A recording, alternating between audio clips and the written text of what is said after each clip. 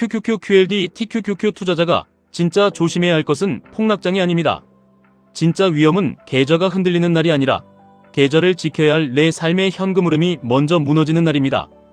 QQQ가 10% 빠지는 것은 버틸 수 있습니다. QLD가 20% 흔들리는 것도 준비하면 견딜 수 있습니다. TQQQ가 크게 빠지는 것도 현금과 원칙이 있으면 다시 기회로 볼 수 있습니다. 그런데 중대질병이 오고 퇴직금으로 시작한 창업이 실패하고 자녀 지원으로 현금이 막히고 부부 갈등이 깊어지고 손실을 만회하려다 금융사기에 걸리면 그때는 차트가 문제가 아닙니다. 그때는 시장이 다시 올라와도 내 계좌가 시장에 남아있지 못합니다. 많은 분들이 QQQ, QLD, TQQQ를 볼 때 수익률부터 계산합니다. 이 가격에 사면 몇 년 뒤 얼마가 되느냐? TQQQ를 지금 사도 되느냐? QLD 비중을 더 높여도 되느냐? QQQ만 들고 가면 너무 느린 것 아니냐? 이런 고민을 하십니다. 그런데 진짜 먼저 해야 할 질문은 따로 있습니다. 나는 이 계좌를 10년 동안 깨지 않을 구조를 가지고 있느냐? 하락장이 왔을 때 팔지 않을 현금이 있느냐? 가족에게 일이 생겼을 때도 장기 투자 계좌를 지킬 기준이 있느냐? 은퇴 이후 소득이 줄어도 QQQ, QLD, TQQQ를 강제로 팔지 않을 방법이 있느냐? 이 질문에 답하지 못하면 좋은 종목도 위험해집니다. QQQ는 시간이 필요하고 QLD는 흔들림을 견뎌야 하고 TQQQ는 특히 삶의 여유 자금으로만 다뤄야 합니다. 문제는 많은 사람이 계좌의 위험만 보고 인생의 위험은 늦게 본다는 겁니다. 노후 파산이 무서운 이유도 여기에 있습니다. 평생 일을 했고 집도 있고 자녀도 키웠고 나름대로 성실하게 살았는데 한 번의 큰 변수로 노후 전체가 흔들릴 수 있습니다. 그 변수는 보통 5가지입니다. 중대질병, 창업 실패, 자녀 리스크, 황혼이혼, 금융사기입니다. 이 5가지는 하나만 와도 치명적인데 실제로는 서로 연결됩니다. 퇴직 후 창업에 실패하면 돈만 잃는 게 아닙니다. 부부 사이가 흔들리고 가족관계가 무너지고 남은 노후 자금까지 손댈 수 있습니다. 자녀를 도와주다 보면 처음에는 몇백만 원이지만 전세금, 결혼자금, 생활비, 대출 지원까지 이어질 수 있습니다. 질병이 오면 소득이 줄고 병원비가 늘고 투자 적립은 멈추고 불안한 마음은 커집니다. 그 불안한 마음이 금융사기를 부릅니다. 원금 보장, 고수익, 특별정보, 손실복구 이런 말이 달콤하게 들리기 시작합니다. 이때 가장 위험한 사람은 투자를 전혀 모르는 사람이 아닙니다. 조금 벌어본 사람, 빨리 회복하고 싶은 사람, 내 계좌를 다시 키우고 싶은 사람입니다. QQQ보다 빠르게, QLD보다 강하게, TQQQ보다 크게 벌 수 있다는 말이 들리는 순간 이미 위험 구간에 들어간 겁니다. 진짜 투자는 오래 버티게 만들지만 사기는 빨리 결정하게 만듭니다. 진짜 투자는 내가 무엇을 들고 있는지 알게 하지만 사기는 내가 무엇을 샀는지 흐리게 만듭니다. 그래서 QQQ, QLD, TQQQ 투자자는 수익률보다 먼저 방어선을 만들어야 합니다. 첫 번째는 생활비 방어선입니다. 최소 6개월 가능하면 12개월 생활비는 시장 밖에 있어야 합니다. 이 돈은 놀고 있는 돈이 아닙니다. 이 돈은 하락장에서 QQQ를 팔지 않게 해주는 돈입니다. 이 돈은 QLD를 손절하지 않게 막아주는 돈입니다. 이 돈은 TQQQ가 가장 무서운 구간에서 내 손을 붙잡아주는 돈입니다. 현금은 수익률이 낮아서 약한 자산이 아니라 강한 자산을 지키는 방패입니다. 두 번째는 창업 방어선입니다. 은퇴 후에 회사 생활이 끝나면 많은 분들이 퇴직금으로 무언가 해보려고 합니다. 카페, 치킨집, 프랜차이즈, 무인 점포, 작은 가게 다 좋아 보입니다. 하지만 준비 없는 창업은 레버리지 투자보다 더 위험할 수 있습니다.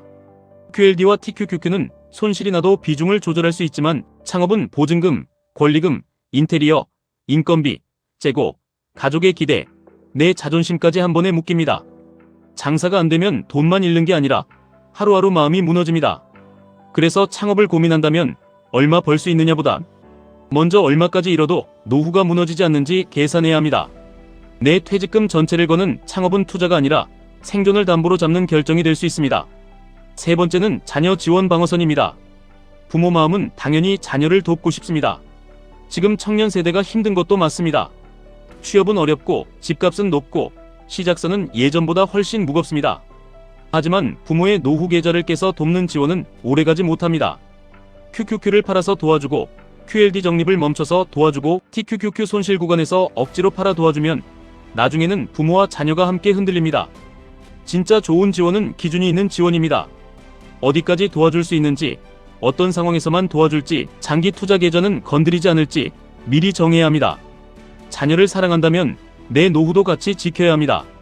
부모가 무너지면 결국 그 부담은 다시 자녀에게 돌아갑니다. 네 번째는 일의 방어선입니다. 이제 은퇴는 일을 완전히 끝내는 시간이 아닙니다. 현금 흐름을 다시 설계하는 시간입니다.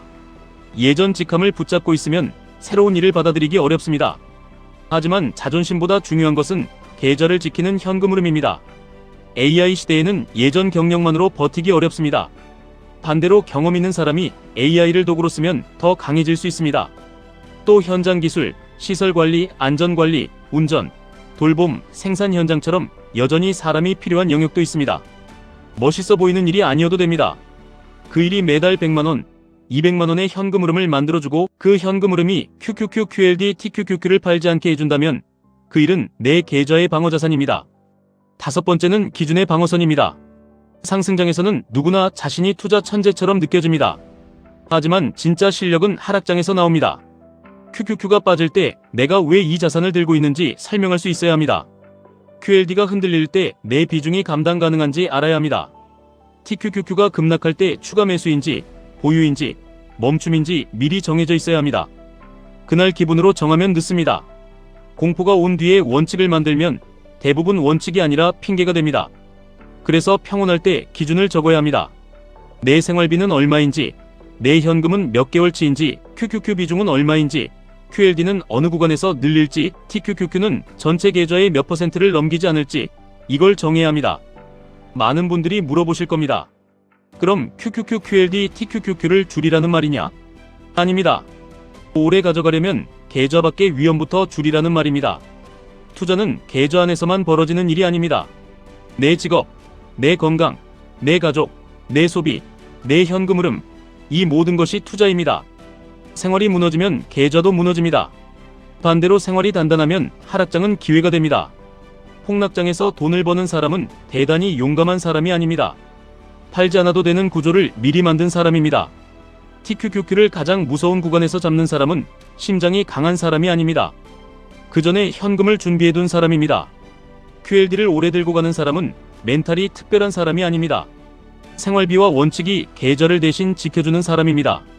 QQQ가 신고가를 갈 때 웃는 사람은 시장이 무너졌을 때 끝까지 남아있던 사람입니다. 오늘 계좌를 보실 때 수익률만 보지 마세요. 내 방어선을 보셔야 합니다. 나는 12개월 생활비가 있는가? 가족에게 큰돈이 필요할 때 계좌를 깨지 않을 기준이 있는가? 퇴직금으로 무리한 창업을 하지 않을 자신이 있는가? 원금 보장 고수익이라는 말에 흔들리지 않을 수 있는가? 일이 줄어도 최소 현금 흐름을 만들 방법이 있는가? 이 질문에 답할 수 있으면 QQQ, QLD, TQQQ는 훨씬 덜 위험해집니다. 시장을 마치는 사람보다 오래 남는 사람이 이깁니다. 수익률을 자랑하는 사람보다 손실 구간을 통과한 사람이 결국 계좌를 키웁니다. 부자는 한번 크게 벌어서 되는 게 아닙니다. 무너지지 않는 구조를 만든 사람이 끝까지 남아서 부자가 됩니다. 지금까지 1분 투자 하이젠버그였습니다.